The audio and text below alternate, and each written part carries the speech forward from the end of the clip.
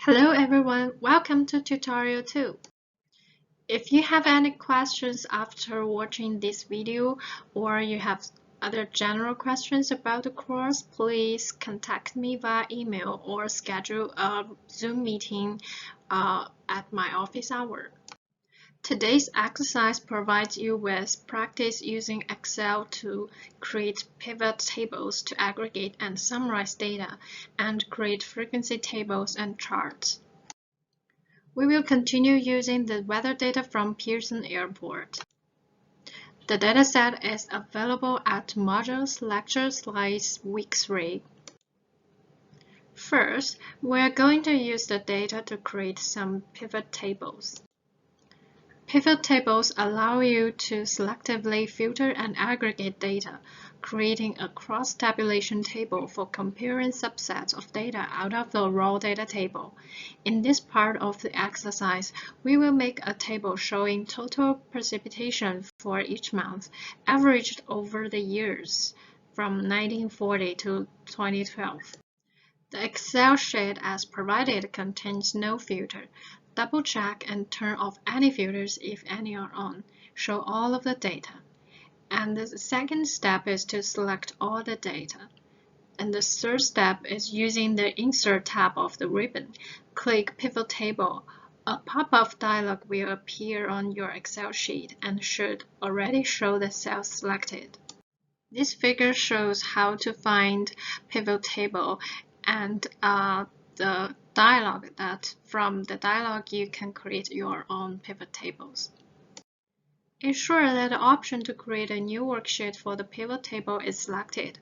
Click OK to create the pivot table. A new worksheet will be created and you will see a configuration panel for pivot table fields. This is used to configure how the pivot table will categorize and summarize the data.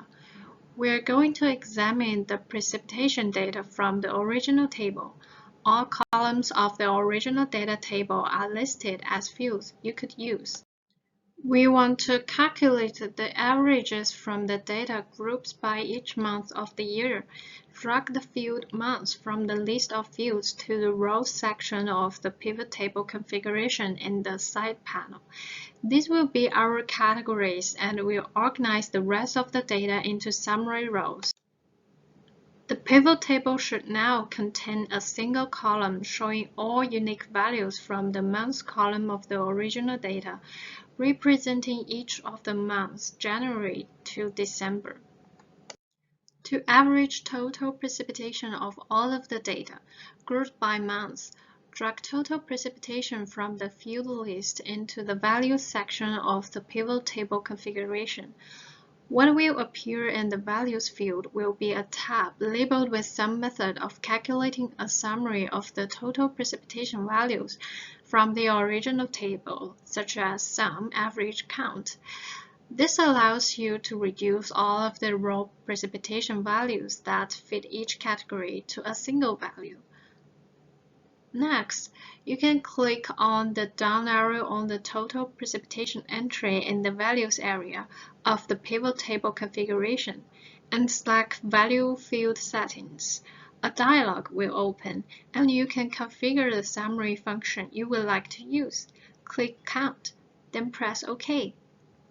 The pivot table now contains a summary of the number of entries in the original table for each of the monthly categories. Now you have a pivot table that contains months and count of total precipitation. Ensure that you understand the configuration of pivot tables because you will need to set one up for assignment 1. You can check the fields listed in the row section of the pivot table and the column in the original table. Can you tell the relationship between them? You can also change the configuration of the table or try to reconfigure the pivot table. Before continuing on, reconfigure the pivot table to show a single row summarizing the total precipitation field for each month. It does not matter which summary calculation is used. We will be changing that in the next step. Open the Value Field settings for the Total Precipitation field in the Value section of the Pivot Table configuration again. Choose Average from the Summary Functions list and press OK. What do the values in the Pivot Table represent now? Select the entire pivot table in the worksheet, including the column headers and all 12 data rows, but not the totals row at the bottom of the table. Using the Insert tab of the ribbon, create a vertical bar chart or a line chart. What does this show? Next, we are going to create frequency tables using the data. To demonstrate frequency tables, we are now going to compute the total amount of precipitation measured for each year, and summarize that by developing a frequency table showing the range of data values and how many times similar values were observed.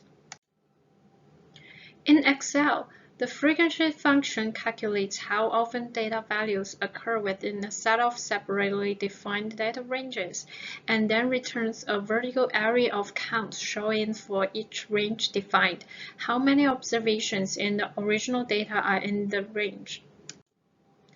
Because the frequency function returns an array, it must be entered as an array formula.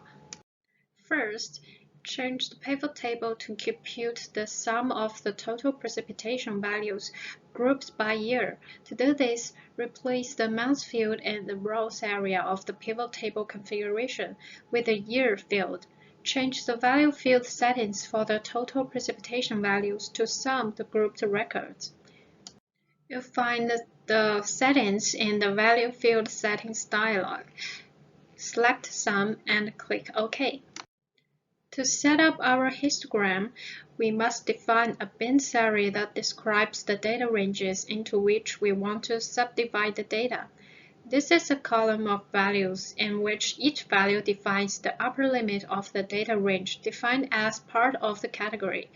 This array and the others can be defined anywhere on your sheet, but the instructions below assume that you are setting up bin ranges, labels, and the calculated frequencies in columns E, F, and G, starting with cell E3.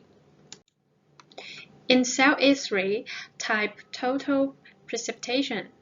In cell E4, type 50. This means that the first bin will count all values less than or equal to 50. In cell E5, type 100. Select cells E4 and E5, dragging the small square at the bottom of the selection box. Drag down to autofill enough cells to give you subranges up to 1050. And then you will get a column that shows the categories. We're going to add a column of text labels for the chart we are designing. This is an optional step but makes setting up the chart easier and allows us to clarify the labels shown in the chart. In cell F3, enter labels. In cell F4, enter the following formula. And select cell F4, copy it. Select all cells from F5 down to the cell beside the value 1050 defined in column E. Paste the formula into all of these cells. You are now ready to set up the frequency column. In cell G3, type frequencies. Select all cells from G4 down to include all rows of which range values have been defined in column E. We will fill in an array formula for all of these cells at once. Type in the following formula. In the formula, you will identify data cell range B4 to B76 and bin cell range from E4 to E23. Here are some important notes.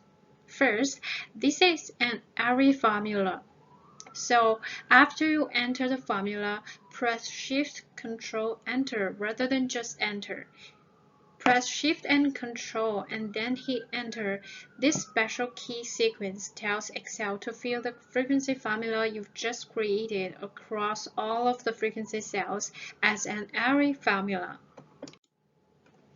The frequency function includes values in the data range in a particular bin if that value is less than or equal to the bin value. The values in a bin range then are all values that are strictly greater than the next lower bin's maximum value and less than or equal to the current bin's maximum.